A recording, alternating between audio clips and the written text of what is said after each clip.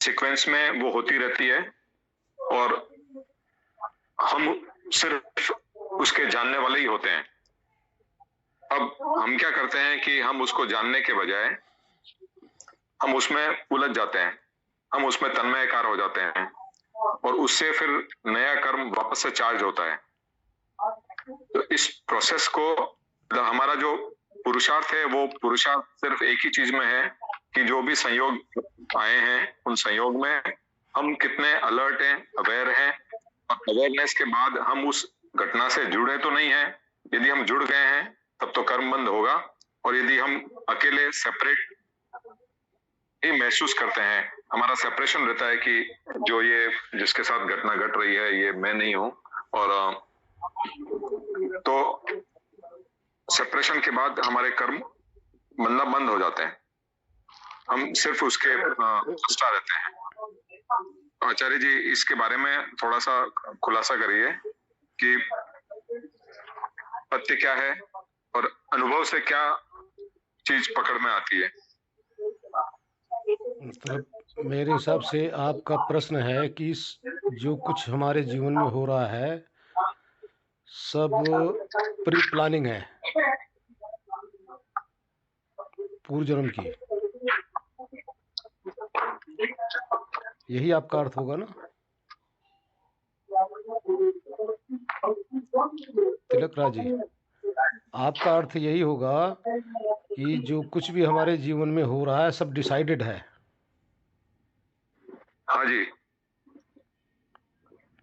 जो भी हो रहा है वो प्री डिसाइडेड है, मतलब एक सीक्वेंस के बाद दूसरी सीक्वेंस से जैसे जैसे जो चीज होनी है वो उस सीक्वेंस में होती रहती है, हम उसके कुछ मतलब उसको कम ज्यादा करने वाले नहीं होते हैं। जी, हम जो कुछ इस जीवन में कर रहे हैं ये पहले से ही निर्धारित है या हम अपने मर्जी से कुछ कर रहे हैं, तो इस पे विचार किया जाए। प्री डिसाइडेड जो जन्म हुआ है हमारा, ये इस जन्म का तो कोई कर्म हमने किया नहीं जन्म लेने से पहले। जब यदि हमने जन्म ले लिया जिस भी शरीर में लिया है ये प्री डिसाइडेड है। किस परिवार में हम जन्म ले रहे हैं ये भी प्री डिसाइडेड है। किस समाज में ले रहे हैं, किस शरीर में ले रहे हैं, इंसान के शरीर में ले रहे हैं, पशु के शरीर में ले रहे हैं, पक्षी के शरीर में ले रहे हैं, या किसी भी योनियों में हम जन्म ले रहे हैं, तो ये हमारा जो प्रारब्ध होता है, प्रारब्ध का अर्थ है कि पूर्व जन्मों में मृत्यु से पहले जो कुछ भी हमने पूरे जीवन में किया है उससे हमें डिसीजन ले लिया जाता है कि हमें कहाँ जाना है, और ये भी डिसीजन ले लिया जाता है कि हमें कैसे परिवार में जाना है। उसी क्षण एक बच्चा पैदा होता है जो सड़क पे काम करने वाली लेडीज होती हैं उनके घर, उसी समय एक बच्चा पैदा होता है बड़े बड़े नेताओं अरबों खरबों के पास। अरबों खरबों वाला पहले ही चांदी के चम्मच लेके पैदा हुआ उसके मुकद्दर में, और दूसरे वाले को भी दूध भी नहीं मिल रहा है। जन्म लेते कोई अरबों का मालिक हो जाता है और जन्म लेते कोई भूख के लिए भी तड़पता रहता है। तो ये सब प्री डिसाइडेड है। और ये प्री डिसाइडेड हुआ कैसे है? अनायास हमारे साथ कोई भी घटना नहीं घटती। जितनी भी घटनाएं हैं वो सब हमारे कर्मों का ही परिणाम है। इसी तरह से आप देखते हैं एक बच्चा पैदा होता है 2-4 साल में ही उसके नेचर का थोड़ा सा पता लगने लग जाता है कि इसका नेचर कैसा है। और वो नेचर अक्सर किसी का बुढ़ापे तक वैसे का वैसे ही रहता है। ये पूर्व जन्मों का जो कर्म है उसके आधार पर हमारा बना हुआ है। कितने आदमी हैं, अब जैसे हम लोग इस उम्र में आकर, या कोई बचपन से ही अध्यात्म में लग जाता है, और कोई बुढ़ापे में मृत्यु काल तक अध्यात्म से अति दूर भागता, उसमें रुचि नहीं रखता। अगर कोई उसको समझाए कि तुम्हारी मृत्यु आने वाली है, तो वो आपको ही मारने के लिए दौड़ेगा, आपको ही उल्टा सीधा गाली गलौज करेगा, तू मरे। यानी वो मरना भी नहीं चाहता। इस समय भी उसकी अकल काम नहीं कर रही है, जबकि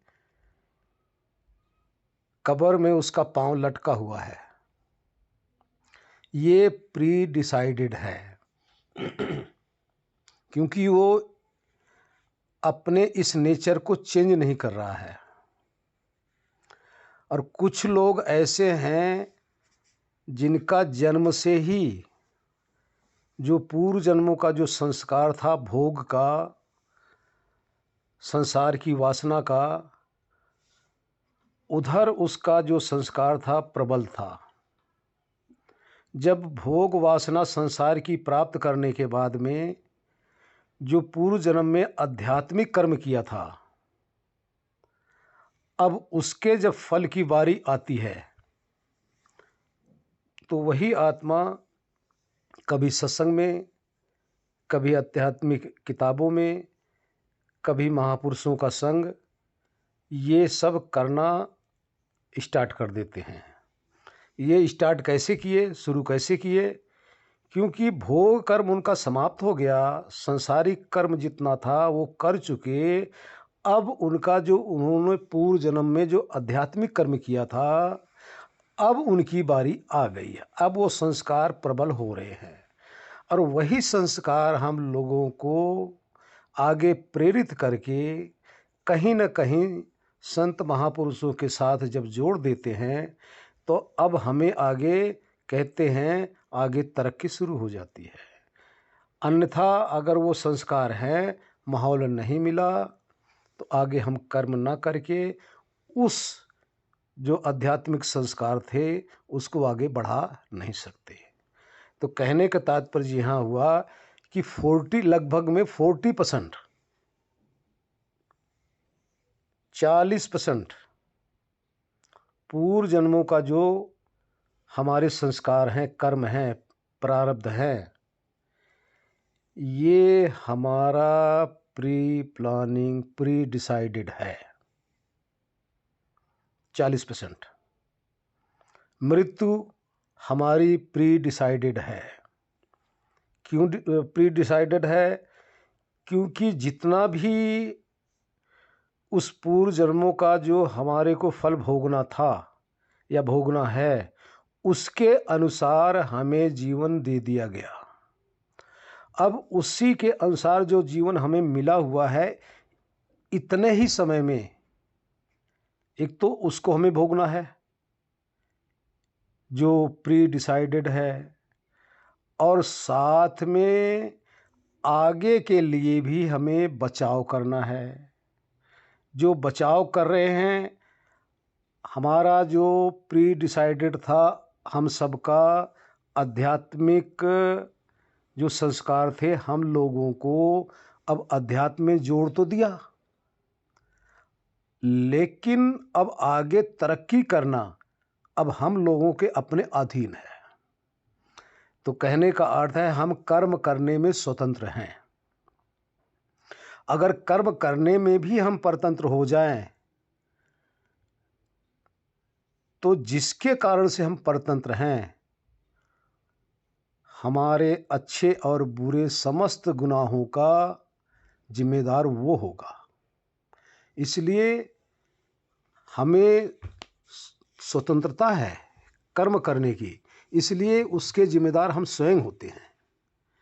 जब स्वयं जिम्मेदार होते हैं तो स्वयं ही अपनी स्वेच्छा से कर्म करते हैं। जब हम स्वेच्छा से कर्म करेंगे तो अब उसका जो फल है, उसका जो परिणाम है, अब हम स्वेच्छा से नहीं प्राप्त कर सकते। अब यहाँ ईश्वर की कृपा से समय के अनुसार उस कर्मों का फल हमें मिलेगा। तो यहाँ कहने का मतलब ये है कि 40% हमारा प्री डिसाइडेड है ये पूरा जीवन,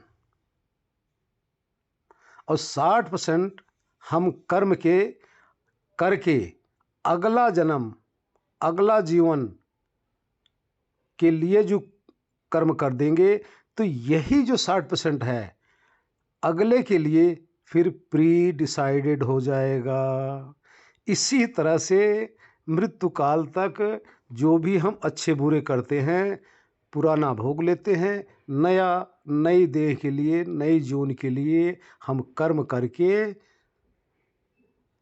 अपना आगे के लिए पूंजी इकट्ठी कर लेते हैं, और यही पूंजी हमारी जन्म और मृत्यु का कारण बन जाता है। अगर हम जन्म और मृत्यु के लिए पूंजी इकट्ठी न करें और इससे छूटने के लिए हम पूंजी इकट्ठी कर लें, यानी आत्मज्ञान करके, स्वरूप स्थिति करके, स्वयं को परमात्मा से मिलाकर इस संसार के चक्र से परमानेंट हम छूट सकते हैं। इसमें हम स्वतंत्र हैं। इस तरह से हमारा जीवन चल रहा है। मौत कब आनी है उसको कोई रोक नहीं सकता, प्री डिसाइडेड है समय के अनुसार। हरिओम नारायण। जैसे हम जागृत में जो भी कार्य कर रहे हैं, इसके अंदर मन लगा हुआ है। मन अगर इंद्रियों के साथ ना लगे तो कोई भी इंद्रियां अपना कार्य करने में सक्षम नहीं है। तो ये योग दर्शन ने इसको प्रमाण वृत्ति कहा। जो जागृत दशा के अंदर आत्मा के साथ लगकर मन और इंद्रियां विषयों के साथ जब एकाकार होती हैं, तो वहाँ से जो अपने अपने विषय को ग्रहण करती हैं, जैसे आँख रूप को ग्रहण कर रही है, कान शब्द को ग्रहण कर रहा है, त्वचा स्पर्श को ग्रहण कर रहा है, रसना रस को ग्रहण कर रहा है, नासिका गंध को ग्रहण कर रही है। इसी प्रकार से पांचों ज्ञान इंद्रियां जब ग्रहण करती है, उस ग्रहण करने में सहयोगी मन है। क्योंकि इंद्रियां तो एक फोकस करती हैं रूप के ऊपर, अपने अपने विषय के ऊपर, लेकिन ग्रहण जो है वो मन करता है। मन सिर्फ कैमरे का काम करता है, यानी जो कुछ आगे फिल्माया जा रहा है उसको कैद करने का काम, कैच करने का काम मन का है। तो जो फिल्मा के जो अंदर कैमरे ने कैच कर लिया है, अब इसके अंदर जो विद्यमान है ये फिर संस्कार बन जाता है। तो दूसरी वृत्ति है स्मृति वृत्ति। स्मृति कहते हैं जब आप कहीं जा रहे हो, कोई नया प्राणी आपको मिल गया, तो उसको देखते ही आपने जो पहचान लिया, इस पहचान की नाम स्मृति वृत्ति है। ये भी मन में रहती है। तीसरी वृत्ति होती है आप अंदर जाके तर्क वितर्क में उलझे रहते हैं। चौथी वृत्ति है जिससे आप बैठकर कोई भी विचार करते हैं तो उससे उल्टे सीधे प्रश्न आप पैदा कर देते हैं। पांचवी वृत्ति है जब आप को निद्रा आती है, वो निद्रा भी एक प्रकार की वृत्ति है। तो इस तरह से 5 प्रकार की वृत्तियां मन के द्वारा पैदा होती हैं, और मन इन 5 वृत्तियों को ही में ही लगा रहता है। अब इन 5 वृत्तियों से आत्मा को हटने का नाम योग है। इन 5 वृत्तियों से हटने का नाम आत्मज्ञान है। जब तक इन वृत्तियों के साथ हम लगे हुए हैं, हम आत्मज्ञान नहीं कर पा रहे हैं। अगर जो थोड़ा बहुत हमें होता भी है, तो ये विवेक के द्वारा एक अनुमानित ज्ञान है। मान लो हम अपने आप को आत्मा मान लेते हैं, मैं आत्मा हूँ। थोड़ा सा बुद्धि के द्वारा बोध भी होता है, लेकिन इसमें स्वतंत्र रूप से शुद्ध आत्मा अपने स्वरूप में नहीं है। यहाँ हमारी इंद्रियां चेतना के साथ लगी हुई है, अर्थात सूक्ष्म शरीर के मिले जुले रूप को ही हम अपना स्वरूप यानी आत्मा स्वीकार कर लेते हैं। तो ये सारी वृत्तियां हैं, ये वृत्तियां अच्छी भी हैं और बुरी भी हैं। जो आत्मा के कल्याण के लिए जो वृत्तियां आती हैं, यानी आप हम अब जो सत्संग कर रहे हैं, अच्छे शब्द सुन रहे हैं, इस सत्यता को जानने का प्रयत्न कर रहे हैं, तो ये वृत्तियां अब भी वृत्तियां ही हैं, लेकिन ये आत्म कल्याण के लिए है। बाकी जो विषयों की वृत्तियां हैं, ये आत्मा को जन्म मृत्यु के लिए है, यानी शरीर ग्रहण कराने के लिए वृत्तियां हैं, भोग दिलाने के लिए वृत्तियां हैं। तो दोनों प्रकार की वृत्तियां हैं। तो इसलिए भोग विलास की वृत्तियों से ऊपर उठकर हमें अध्यात्म की वृत्तियों को प्रकट करना है। वो वृत्ति हमारे आत्मज्ञान में, परमात्म ज्ञान में सहायक होगी। हरिओम। आपको जब कोई बच्चा परीक्षा देने जाता है, एक साल जब पढ़ता है, तो फाइनल जब पेपर होता है, तो फाइनल पेपर में परीक्षा होती है उसकी। अब जितने परसेंटेज उसके मार्क्स होते हैं, अगर परसेंटेज अच्छे आ गए तो आगे क्लास में जाएगा, परसेंटेज बहुत अच्छे नहीं आए यानी फेल भी नहीं हुआ तो उसी क्लास में रहेगा। परसेंटेज ऐसे भी आ गए कि जो कि फेल हो गया तो नीचे क्लास में जाएगा। ये तो इस क्लास की बात है। परमात्मा की क्लास क्या है? 50-50% जब हमारे पाप कट जाते हैं तो मनुष्य योनि मिलती है। 50-50। यदि हम इस जीवन में 51% भी अगर शुभ काम कर लेंगे, अच्छा काम कर लेंगे, तो मनुष्य जन्म मिलना आवश्यक है। अब आगे परसेंटेज की बात है। अब हम और उससे भी उत्तम कर्म कर लेंगे, जैसे संसारी लोग जन सेवा करते हैं, लोक सेवा करते हैं, अगर उसको करते रहेंगे तो उससे भी उत्तम इस संसार में आके धनी होंगे। कोई यश को प्राप्त करेगा, कोई धन को प्राप्त करेगा, कोई नेता बनेगा, कोई अभिनेता बनेगा, यानी मान सम्मान समाज उसका और यहाँ उसकी प्राप्ति होगी।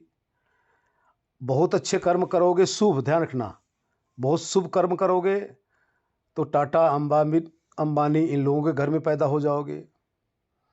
लेकिन आप इन शुभ कर्मों से अगर हट जाते हो, लेकिन ये शुभ कर्म क्या है? ये भी आपको मनुष्य देह में पैदा करेंगे, आपको देह मिलेगी। तो इसलिए जन्म का कारण तो ये हो गया। यदि आप जन्म नहीं लेना चाह रहे हैं तो जितने भी शुभ अशुभ दोनों कार्य है उससे आपको मुक्त होना पड़ेगा, क्योंकि शुभ काम भी एक प्रकार की बेड़ी है, हथकड़ी है, और अशुभ कार्य भी हमारे लिए हथकड़ी है। हथकड़ी दोनों है। अगर मनुष्य शरीर में आएंगे तो ये सोने की हथकड़ी है, नीचे जोनियों में जाएंगे तो ये लोहे की हथकड़ी है।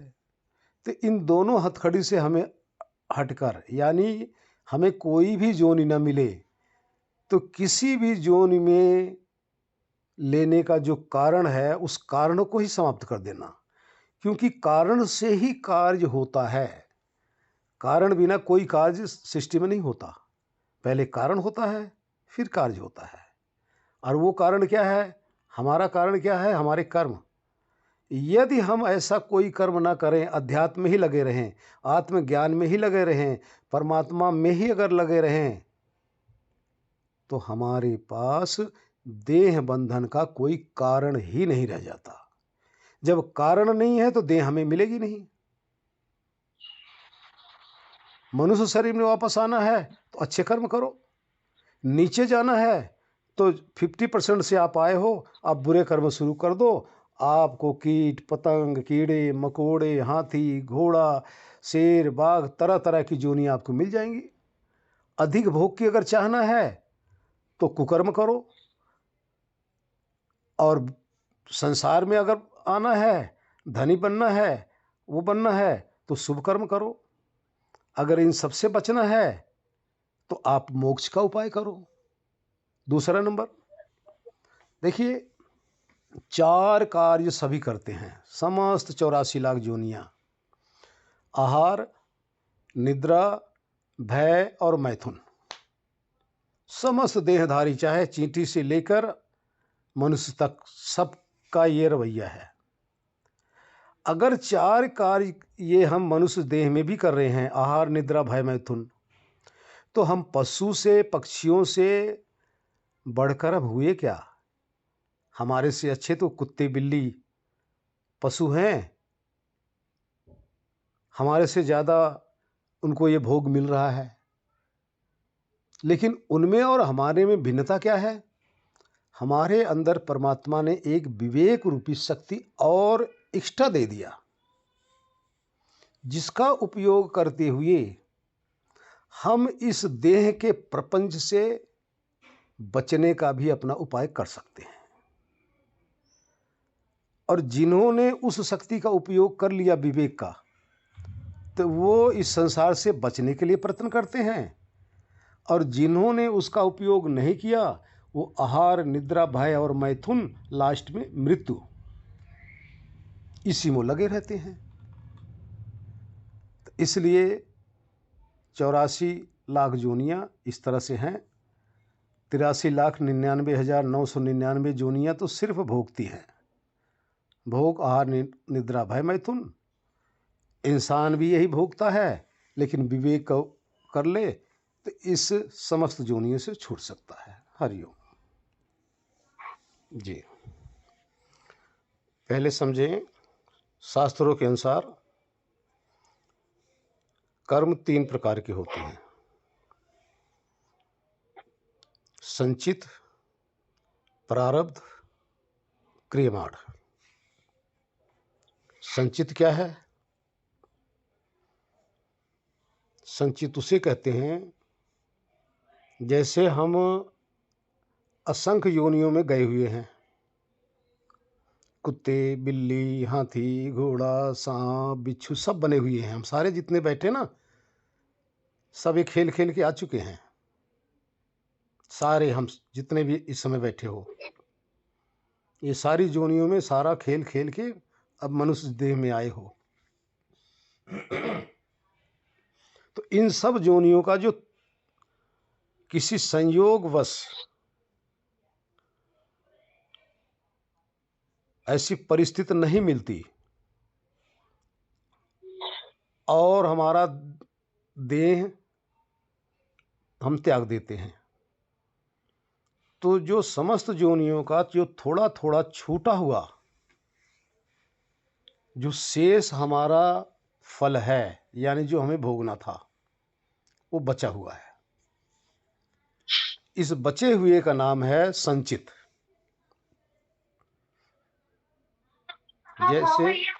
जैसे हम लोग मनुष्य शरीर में थे, अरबों खरबों जन्म पहले हम मान लो मनुष्य शरीर में आए थे। संयोगवश कुछ ऐसा भोग रह गया था, उसको हम भोग नहीं पाए, हमारी मृत्यु हो गई। तो वो जो कर्म का फल है, अब मनुष्य शरीर में आकर वो भी हमारे को फलदायी हो जाता है। तो इसका नाम है संचित। प्रारब्ध उसको कहते हैं जैसे एक आदमी कहीं नौकरी कर रहा है, पूरा 1 महीना उसने सर्विस किया, पहली तारीख को उसको पेमेंट मिल गई।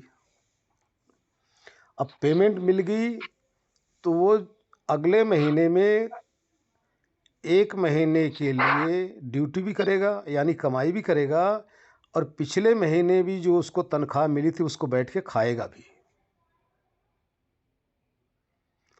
तो इसका नाम है प्रारब्ध।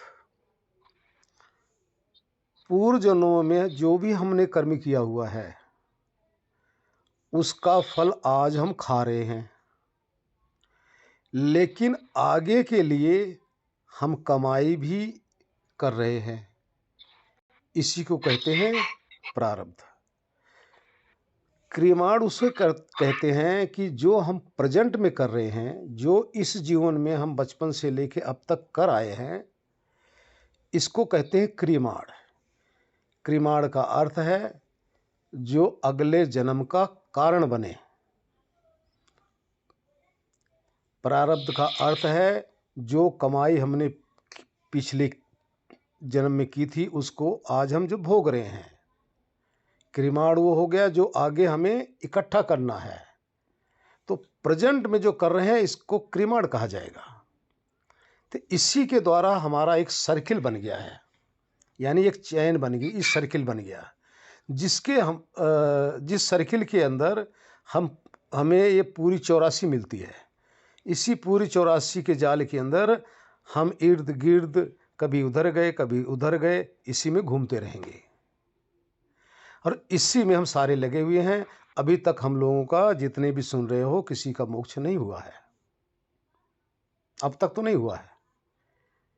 अगर मोक्ष हो गया होता तो जिस शरीर में हम लोग बैठे हैं ये शरीर हमारे को मिली ही न होती, क्योंकि मोक्ष उसको कहते हैं जो शरीर से हमेशा के लिए जिसका छुटकारा हो जाए, अर्थात आत्मा अपने कैवल्य स्वरूप में आकर परमात्मा के साथ एकाकार अपने आप को कर ले। तो इसलिए अब तक ये 3 प्रकार के कर्म होते हैं, संचित, क्रियामाण और प्रारब्ध। ये तीनों हमारे कर्मों के आधार पर निर्धारित होती है, और ये निर्धारण कभी आप देख लो हमारे आपके अधीन नहीं है। कर्म करना हमारे अधीन में है, स्वतंत्र हैं। फल भोगना परमात्मा के अधीन है। किस समय कैसा फल मिलेगा ये निश्चित करना परमात्मा के हाथ में है। यदि हम कहेंगे नहीं कोई परमात्मा नहीं है, हम स्वयं निश्चित करते हैं, तो मेरे भाई अपना जन्म निश्चित कर लो। पहले कौन सी देह में जाना है उसको निश्चित कर लो। जब आप ही सब कुछ करते हो, परमात्मा कोई नहीं है, तो आपके फल को निर्धारण कौन करता है? आपको आयु कौन देता है? कोई पुरुष के शरीर में पैदा हो जाता है, कोई स्त्री के शरीर में पैदा हो जाता है, कोई कुत्ता बिल्ली बन जाता है, ये निर्धारण कौन करता है? इसका जो निर्धारित करने वाली शक्ति है उसी को परमात्मा कहा जाता है। परमात्मा व्यक्ति नहीं है, शक्ति है, सुप्रीम पावर है, जो पूरे ब्रह्मांड का नियंता है। वो नियंता ही हमारे कर्मों के आधार पर जन्म और मृत्यु ये सब देता रहता है। ये सब उसके अधीन है, कर्म हमारे अधीन है। हरिओम। यदि परमात्मा करुणावान न होता तो हमें मनुष्य शरीर कैसे देता? परमात्मा की करुणा ही है, हमें मनुष्य शरीर दे दिया। परमात्मा की करुणा है कि हमें ऐसी संगत दे दिया, साध संगत दे दिया, संतों का साथ दे दिया। यदि हम इस करुणा को न समझें और फिर हम अपने आप को बचाने का अध्यात्म में साधना करने के लिए प्रयत्न न करें तो हम इतने नालायक हैं। हमसे बड़ा नालायक कौन होगा? तो परमात्मा भी एक सीमा तक करुणा करता है, आगे उसने एक करुणा और कर दिया है सभी जीवों पे कि जितने भी संचित, क्रियामाण और प्रारब्ध, साधना करो, समाधि लगाओ, ये सब समाप्त हो जाएगा, सब कट जाएगा। इससे बड़ी करुणा परमात्मा की और क्या हो सकती है? परमात्मा की करुणा और क्या हो सकती है? आप पाप करने जाओ, आपके अंदर बुरे ख्याल आते हैं और अंदर से वही परमात्मा, देखो सबके अंदर एक आकाशवाणी आती है परमात्मा की, नहीं, बुरे कर्म करने के लिए अंदर से एक प्रेरणा आती है कि मत करो, लेकिन हम कर बैठते हैं। इतनी करुणा परमात्मा की और क्या होगी? फिर भी परमात्मा हमारे पे करुणा ही करता है, अच्छी संगत मिलाता रहता है, अच्छे संस्कार दिलाने का प्रयत्न करता है। हम ना करें तो क्या क्या करेगा परमात्मा? अब देखो हमें ऐसा समय मिला है जो कि ऐसा दोबारा कभी भी किसी युग में ये माहौल नहीं बनेगा जो आज का माहौल हमारा आपका सबका है। किसी भी युग में कभी भी सृष्टि चाहे जितनी बार अल्टी पलटेगी, जो आज का प्रेजेंट का माहौल है ये दोबारा नहीं बन सकता। यदि आज भी हम साधना न करें तो कितने नालायक हैं, अपने आप को न बचाएं, ये परमात्मा की करुणा नहीं है? हम सबको जो मिला रहा है ये परमात्मा की ही करुणा है। हम सबको जो ये ज्ञान दे रहा है ये परमात्मा की ही करुणा है। परमात्मा ही किसी के वाणी से बोलता है, ये परमात्मा की ही करुणा है। परमात्मा ही माहौल बना देता है, ये परमात्मा की ही करुणा है। लेकिन दुष्ट तो हम लोग हैं जो ध्यान करते ही नहीं। दुष्ट तो हम लोग हैं, हम अपना कल्याण करना ही नहीं चाहते। हम तो चाहते हैं बस कोई हमारे ऊपर हाथ रख दे, बस हमारे का मोक्ष हो जाए। हम ऐसा ही गुरु गुरु ढूंढते हैं, ऐसे गुरु ढूंढने का प्रयत्न भी करते हैं। ऐसा दुनिया में परमात्मा ने ये करुणा नहीं किया है। अगर ऐसा करुणा कर दे तो परमात्मा अन्यायी हो जाएगा, क्योंकि परमात्मा तो न्याय करता है। परमात्मा सबका दृष्टा है, परमात्मा सबका साक्षी है, वो सबको देख रहा है। चारों तरफ से परमात्मा क्या है, परमात्मा के अनुभव करो पहले। जहाँ आप खड़े होते जो खाली स्थान है परमात्मा ही है। हर तरह से हमें आपको सबको घेरे हुए है, यही परमात्मा है। और सब इसी खाली स्थान के अंदर समाये हुए हैं, और सब इसी में से मर भी रहे हैं, और सब इसी खाली स्थान में समा जा रहे हैं। ये परमात्मा है। तो परमात्मा तो सब पे करुणा कर रहे हैं मेरे भाई।